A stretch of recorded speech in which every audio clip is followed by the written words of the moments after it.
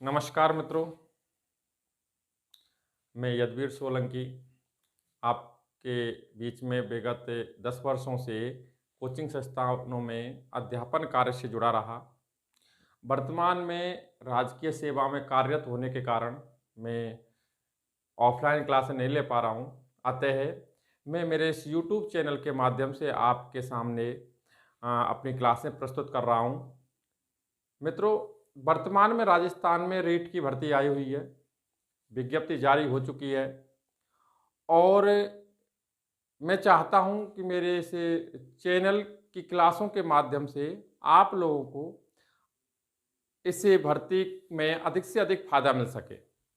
मित्रों, इसी क्रम में मैं आपको रीट लेवल 2 एसएसटी में जो राजस्थान जीके आती है, उस राजस्थान जीके के अंतर्गत आने वाले सारे सब्जेक्ट्स को मैं यहाँ पढ़ाने जा रहा हूँ, जिसमें आपको सर्वप्रथम जो सब्जेक्ट पढ़ाया जा रहा है वो है राजस्थान का इतिहास।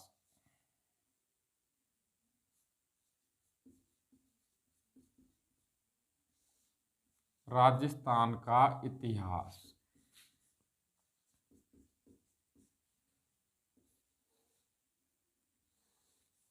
मित्रों, राजस्थान के इतिहास में सबसे पहले हम बात करते हैं कि इस राजस्थान के इतिहास के अंतर्गत कौन कौन से टॉपिक पढ़ने हैं जो आपके रीट लेवल 2 एसएसटी सब्जेक्ट को बिलोंग करते हो,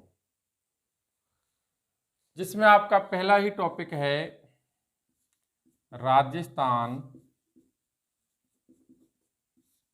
की प्रमुख सभ्यताएं एवं जनपद। मित्रों, नेक्स्ट इसमें टॉपिक है राजस्थान के प्रमुख राजवंश। नेक्स्ट टॉपिक है इसमें 1857 की क्रांति में राजस्थान का योगदान, अर्थात 1857 क्रांति राजस्थान संदर्भ में पढ़नी होती है।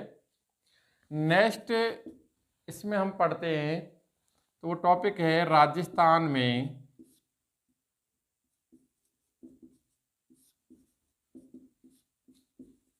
किसान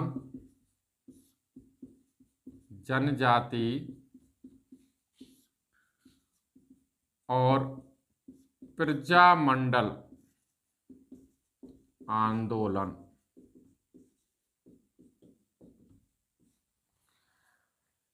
नेक्स्ट इसमें टॉपिक है राजस्थान का एकीकरण।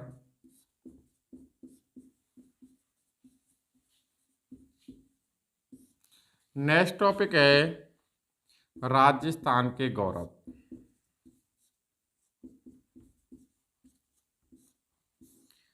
मित्रों, ये टॉपिक आपको इस राजस्थान के इतिहास में पढ़ने हैं।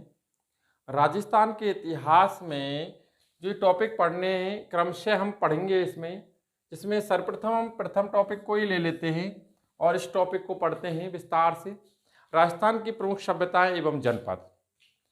राजस्थान की प्रमुख सभ्यताएं पढ़ते हैं, उसके बाद जनपद पर चर्चा की जाएगी, जनपद टॉपिक को भी पढ़ा जाएगा।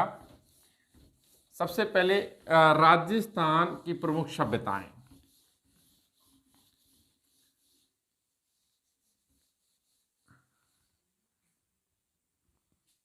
राजस्थान की प्रमुख सभ्यताएं टॉपिक पढ़ते हैं तो देखो, हम प्रमुख सभ्यताओं के रूप में सबसे पहले लेते हैं कालीबंगा।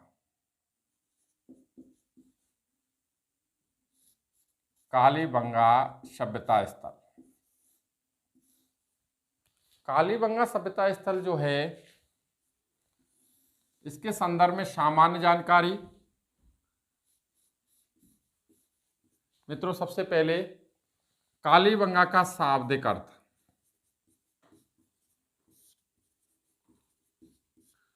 कालीबंगा का शाब्दिक अर्थ शायद आप सभी लोग जानते हैं। शाब्दिक अर्थ है काली चूड़ियां या काले रंग की चूड़ियां। काली चूड़ियां या काले रंग की चूड़ियां। नेक्स्ट मित्रों, कालीबंगा सभ्यता स्थल किस जिले में है? जिला आप शायद सभी भलीभांति जानते होंगे, जिला है हनुमानगढ़। जिला हनुमानगढ़ पढ़ते हैं। नेक्स्ट, नदी। कालीबंगा सभ्यता स्थल किस नदी के किनारे विकसित हुआ? जब हम नदी पढ़ते हैं तो नाम आता है सरस्वती, जिसे कालांतर में दृश्यवती के नाम से भी जाना गया, और वर्तमान में इस स्थान पर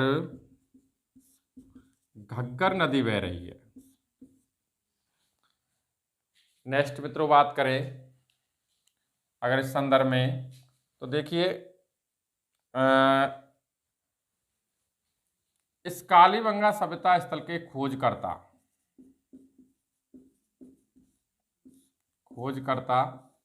खोजकर्ता में नाम पढ़ा जाता है अमलानंद घोष। कौन सा नाम है? अमलानंद घोष। अमलानंद घोष को शॉर्ट में हम AN घोष भी कह सकते हैं, बात कॉमन है। और हिंदी ग्रंथ अकादमी किताब में इसे खोजकर्ता के रूप में अमलानंद की जो तिथि दे रखी है वो है 1952। कुछ गाइडों में 1951-52 भी दे रखी है। नेक्स्ट, चर्चा उत्खननकर्ता पर। उत्खननकर्ता, देखिए उत्खननकर्ता जब हम पढ़ते हैं इसके, तो इसमें नाम आते हैं BB लाल, BK थापर,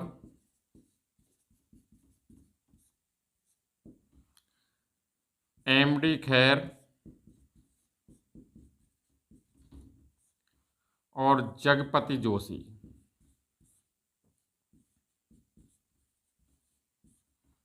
मित्रों, अगर इनका उत्खननकर्ता जो है, इनके उत्खनन का समय निर्धारित किया जाए तो वो आता है 1961 से 1969।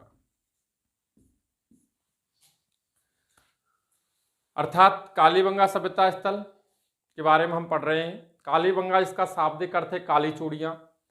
कालीबंगा सभ्यता स्थल किस जिले में स्थित है? हनुमानगढ़। किस नदी के किनारे विकसित हुआ? सरस्वती। इस संदर्भ में एक क्वेश्चन मैं आपसे चर्चा कर सकता हूं। क्वेश्चन आया था एग्जाम बनपाल 2013 में आया था।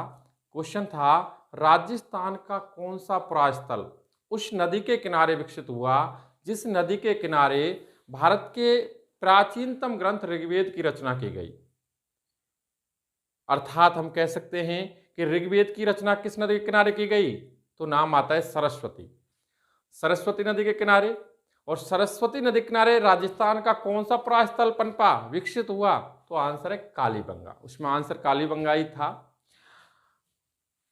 नदी सरस्वती से कालांतर में दृश्यवती कहा गया। वर्तमान में घग्गर बहती है इस स्थान पर। खोजकर्ता के रूप में AN घोष 1952। उत्खननकर्ता में BB लाल, BK थापर, MD खैर और जगपति जोशी। मित्रों, नेक्स्ट हम पढ़ते हैं इस कालीबंगा सभ्यता में एक पॉइंट, सेकंड ग्रेड में आया हुआ क्वेश्चन भी है ये। इतिहासकार दशरथ शर्मा ने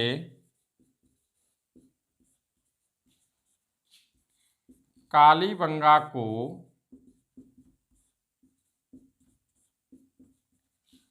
सिंधु साम्राज्य की तीसरी राजधानी बताया।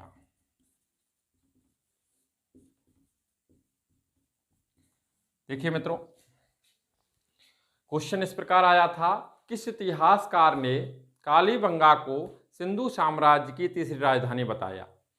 तो उसमें आंसर था दशरथ शर्मा। किस इतिहासकार ने बताया? दशरथ शर्मा ने। वैसे आप जब इंडियन हिस्ट्री पढ़ते हो, इंडियन हिस्ट्री में सिंधु घाटी सभ्यता जब पढ़ते हो तो उसमें लिखा हुआ है, स्टुअर्ट पिगट महोदय ने कहा, या स्टुअर्ट पिगट महोदय ने हड़प्पा व मोहनजोदड़ो को सिंधु साम्राज्य की जुड़वा राजधानियां बताया। और दशरथ शर्मा ने तीसरी राजधानी कौन सी बताई सिंधु साम्राज्य की, वो आती है कालीबंगा। नेक्स्ट, इस सभ्यता स्थल के बारे में हम चर्चा करेंगे। देखिए, उत्खनन जो किया गया इस सभ्यता स्थल का, वो 5 स्तरों में किया गया। ये आपका आगे बढ़ते हैं।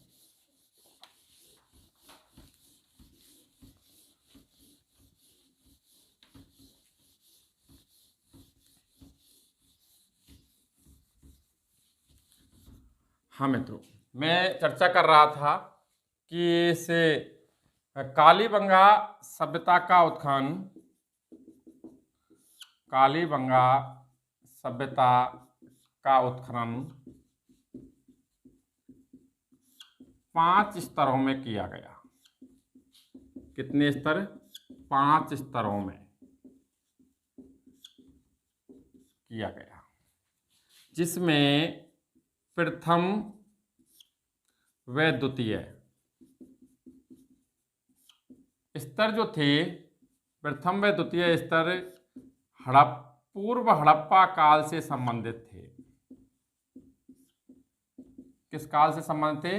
पूर्व हड़प्पा काल से। और शेष जो 3 स्तर थे, तृतीय, चतुर्थ और पंचम स्तर, ये हड़प्पा काल से संबंधित थे।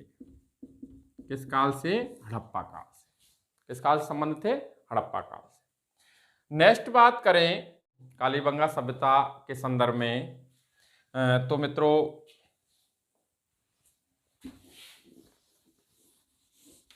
यह जो सभ्यता है, यह सभ्यता आदि ऐतिहासिक काल,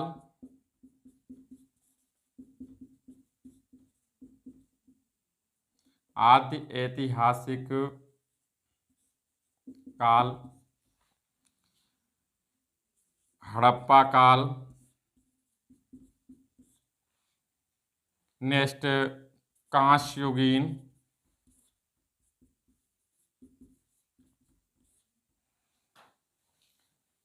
या ताम्र कांस्ययुगीन,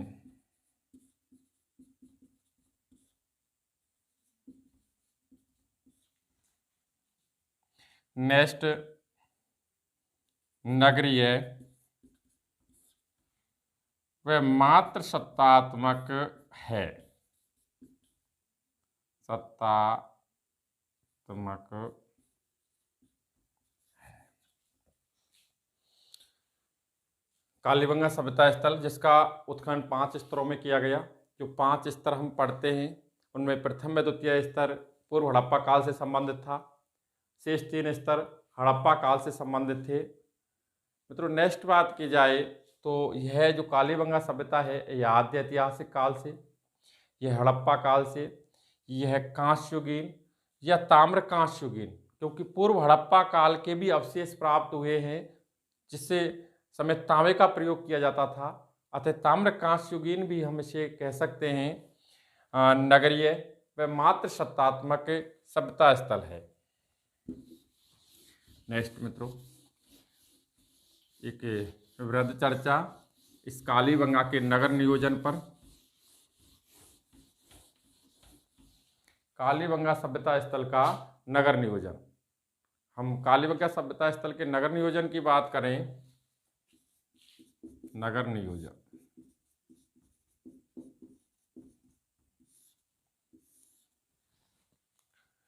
नगर नियोजन स्थल का नगर नियोजन, हम नगर नियोजन पर चर्चा करें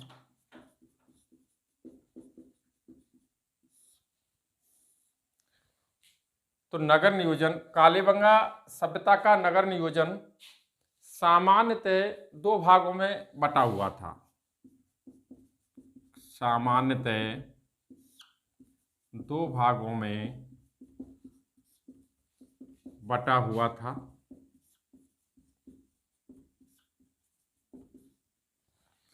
जिसमें एक भाग था पश्चिमी और दूसरा भाग था पूर्वी, यानी पश्चिमी भाग और पूर्वी भाग। हम इस पे अगर चर्चा करें तो मित्रों ये पश्चिमी भाग था और ये पूर्वी भाग था।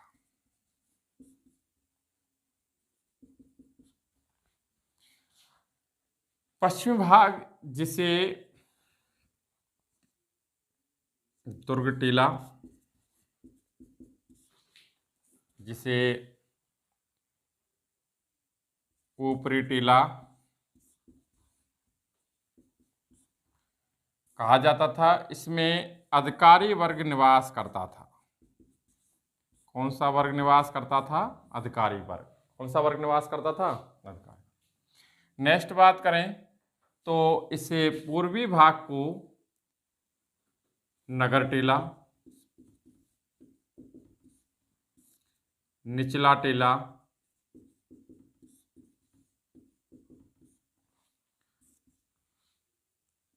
कहा जाता था और इसमें सामान्य लोग निवास करते थे। अर्थात हम कह सकते हैं कालीबंगा के नगर नियोजन के तहत अधिकारी वर्ग किस भाग में निवास करता था? तो आंसर आता है पश्चिमी भाग। और कालीबंगा के नगर नियोजन के तहत सामान्य लोग किस भाग में निवास करते थे? तो आंसर आता है पूर्वी भाग।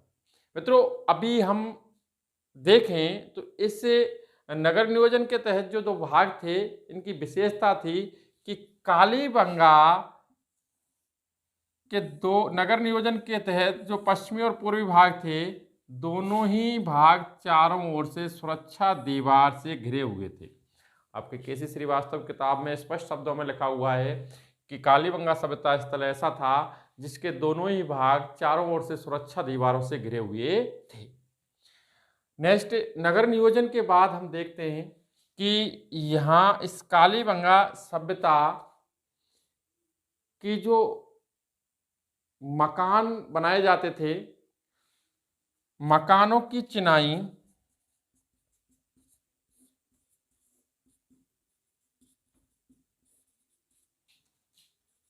इंग्लिश बॉन्ड सिस्टम पर आधारित थी।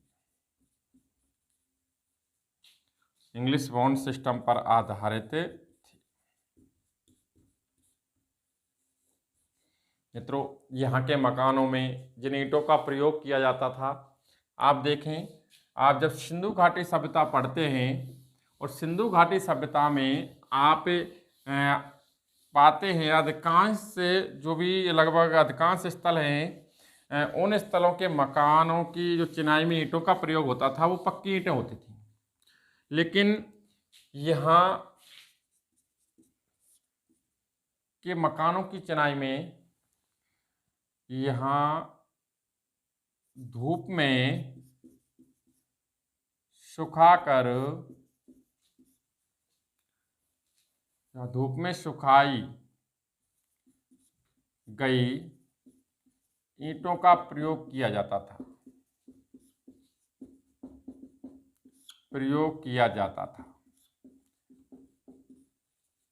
अतः आप देख सकते हैं सिंधु घाटी सभ्यता जिसमें आप देखें कि पक्की ईंटों का प्रयोग मिलता है, लेकिन कालीबंगा में धूप में सुखाई गई अर्थात कच्ची ईंटों का प्रयोग मिलता है। अतः रोमिला थापर की जो किताब है उसमें लिखा हुआ है इसे कालीबंगा को दीनहीन बस्ती कहा गया।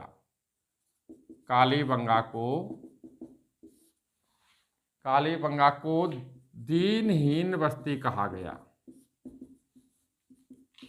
क्या कहा गया? दीनहीन बस्ती कहा गया। मित्रों नेक्स्ट बात करें तो यहां से अलंकृत फर्श के प्रमाण प्राप्त हुए हैं। अलंकृत फर्श के प्रमाण प्राप्त हुए।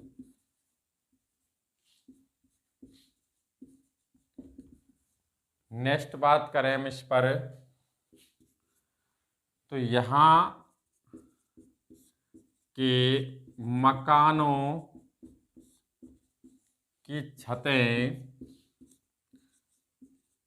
लकड़ी कि बल्लियों पर मिट्टी का लेप करके बनाई जाती थी। लकड़ी की बल्ली जो होती थी उन पर मिट्टी का लेप करके बनाई जाती थी। नेक्स्ट, यहाँ से लकड़ी की नालियों के साक्ष्य मिले।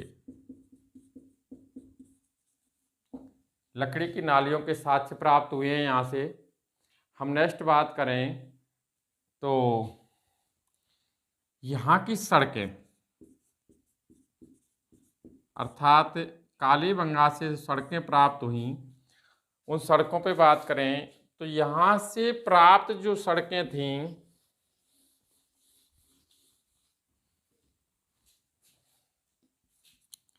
यहाँ से प्राप्त सड़कें प्राय एक दूसरे को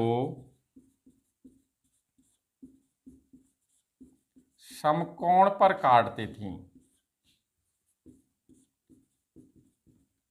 समकोण पर काटती थीं,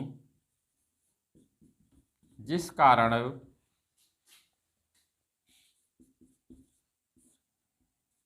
संपूर्ण नगर आयताकार व वर्गाकार भागों में बढ़ जाता। और जो ये सड़कें बनी होती थीं, ये सड़क निर्माण जो पद्धति थी, इसे कहा गया ग्रिड पद्धति। इसे कहा गया जाल पद्धति। इसे कहा गया ऑक्सफोर्ड।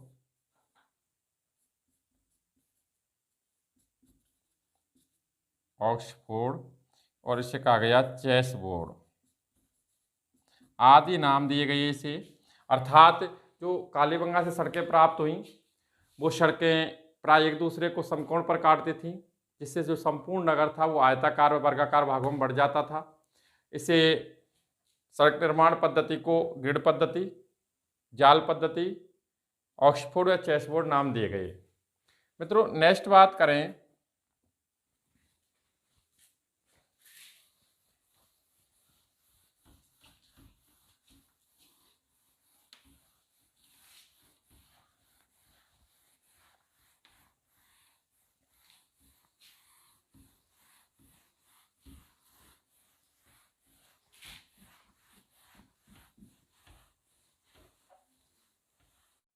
कालीबंगा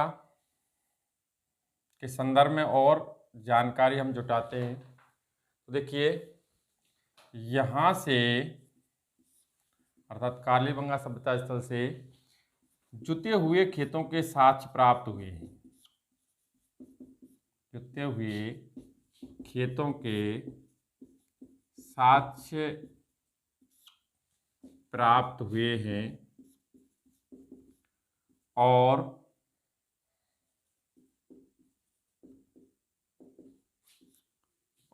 मिश्रित फसल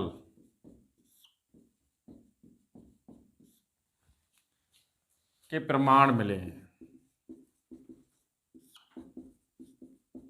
मित्रों, बात करें जुते हुए खेतों के साक्ष्य प्राप्त हुए हैं और मिश्रित फसल के प्रमाण मिले हैं। मिश्रित फसल में हम बात करें, मिश्रित फसल में तो मित्रों आपकी हिंदी ग्रंथ अकादमी की जो किताब है उसमें गेहूं प्लस जौ दे रखा है।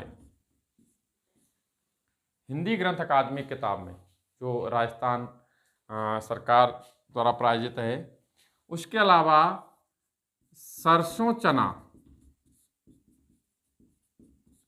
ये दे रखा है केसी श्रीवास्तव की किताब में। केसी श्रीवास्तव की किताब में। मित्रों, नेक्स्ट बात करें तो संस्कृत साहित्य में उल्लेखित संस्कृत साहित्य में उल्लेखित बहुधान्यदायक क्षेत्र यही था। कालीबंगा ही था। यह आपकी हिंदी ग्रंथ अकादमी की किताब निकलती है, राजस्थान का सांस्कृतिक धरोहर, लेखक गोपीनाथ शर्मा। उस किताब में ये पॉइंट दे रखा है कि संस्कृत साहित्य में उल्लेखित बहुधान्यदायक क्षेत्र कालीबंगा ही था। नेक्स्ट बात करें हम, तो यहां से 7 अग्निकुंड या हवन वेदियां प्राप्त हुई हैं,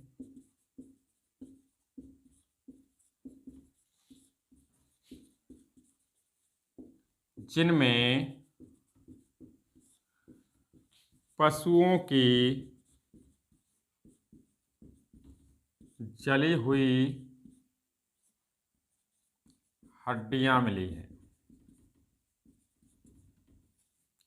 अर्थात इससे सत्यापित होता है, इससे प्रमाणित होता है कि तत्कालीन समय में पशु बलि प्रथा प्रचलित थी। नेक्स्ट बात करें तो यहां से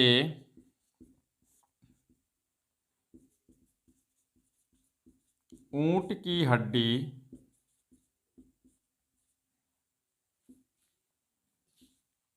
हड्डियां प्राप्त हुई हैं।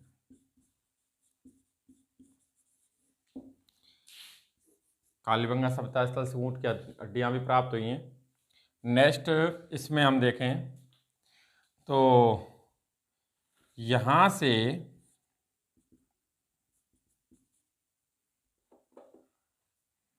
बेलनाकार मोहरें प्राप्त हुई हैं।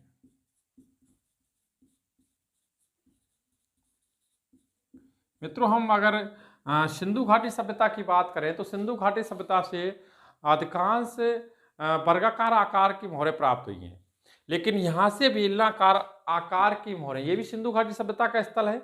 यहाँ से बेलनाकार मोहरों का मिलना क्या दर्शाता है मित्रों? ये बेलनाकार जो मोहरें यहाँ से प्राप्त हुई हैं, ये मूलतः मेसोपोटामिया की थी। मूलतः मेसोपोटामिया की थी। अर्थात मेसोपोटामिया की मोहरों का यहाँ मिलना यह दर्शाता है कि कालीबंगा सभ्यता के जो लोग थे उनका मेसोपोटामिया के लोगों से व्यापारिक संबंध था। नेक्स्ट बात करें यहाँ तो देखो, इसी कालीबंगा सभ्यता स्थल से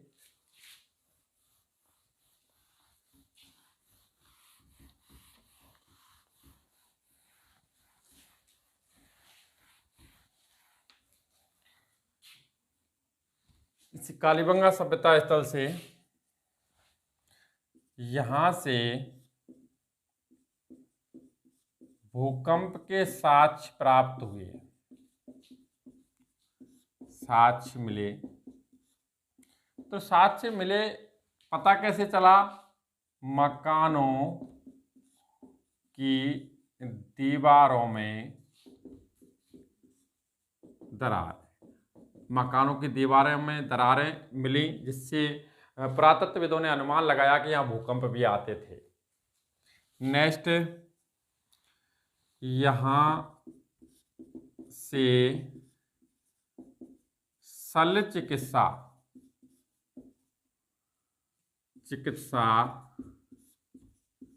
के प्रमाण मिले।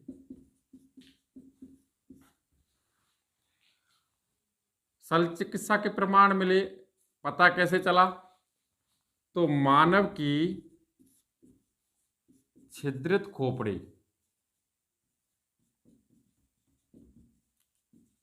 शल्य चिकित्सा बोले तो ऑपरेशन, शल्य चिकित्सा के प्रमाण मिले, मानव की छिद्रित खोपड़ी प्राप्त हुई यहां से, और हाइड्रोस्फिलिज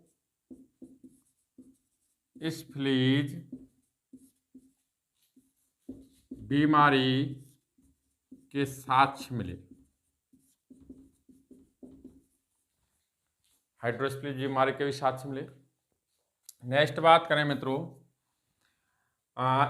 यहाँ इस सभ्यता स्थल पर बहुत सारी पुरा सामग्री प्राप्त हुई कालीबंगा से। तो राज्य सरकार ने 1985-86 में यहाँ एक संग्रहालय की स्थापना की, जिससे जो पुरा सामग्री प्राप्त हुई उसको संरक्षित या सुरक्षित रखा जा सके। क्या बनाया? संग्रहालय। अर्थात कालीबंगा से प्राप्त पुरा सामग्री को संरक्षित रखने के लिए राज्य सरकार ने संग्रहालय की स्थापना कब की? तो आंसर आता है आपका 1985-86 में। ठीक, तो वैसे मेनली 86 भी मिलता है पढ़ने को। नेक्स्ट बात करें, दो विषय हैं अब जो चर्चा के हैं, जिन पर चर्चा की जा सकती है। एक तो इससे कालीबंगा से प्राप्त लिपि और दूसरा समय।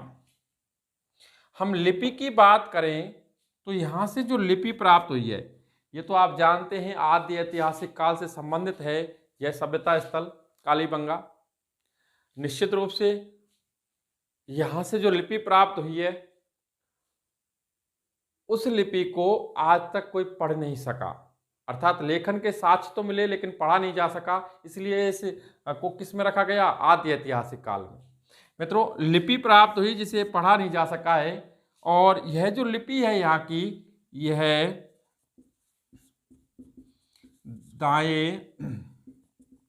दाएं से बाएं और बाएं से दाएं लिखी जाती थी।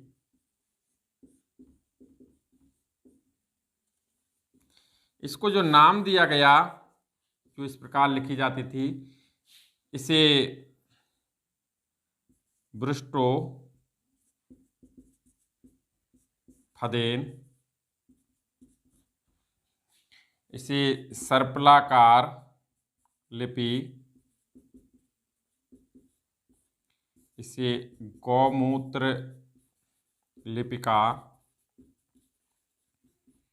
आदि नाम दिए गए।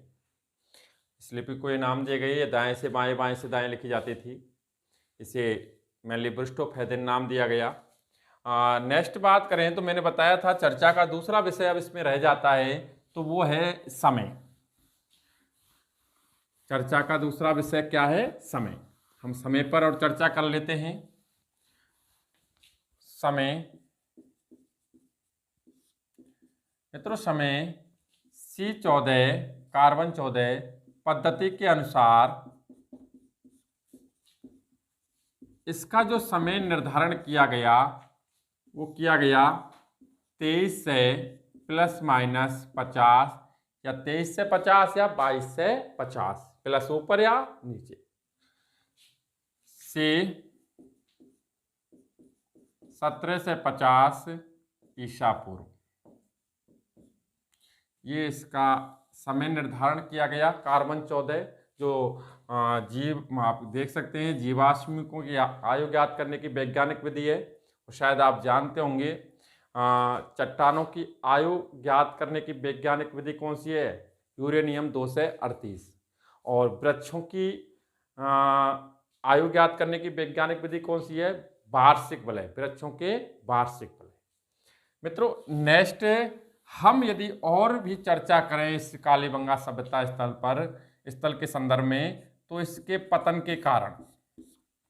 मित्रों, कालीबंगा सभ्यता के पतन के संदर्भ में बात की जाए तो इसका पतन का कारण प्राकृतिक आपदा बताया जाता है। अधिकांश इतिहासकार व पुरातत्वविद इसके पतन का कारण प्राकृतिक आपदा बताते हैं, लेकिन एक इतिहासकार KUR केनेडी इस सभ्यता के पतन का कारण संक्रामक रोग बताते हैं। इस प्रकार ऐसे कालीबंगा सभ्यता स्थल से जो जुड़ी हुई सामान्य जानकारी थी वो हमने पढ़ी। नेक्स्ट सभ्यता स्थल जो आपको पढ़ने हैं, जो आने वाली क्लास में कंप्लीट हो जाएंगे, उसके लिए आप इंतजार कीजिए। मिलते हैं मित्रों इसी विश्वास के साथ आने वाले समय में। नमस्कार मित्रों।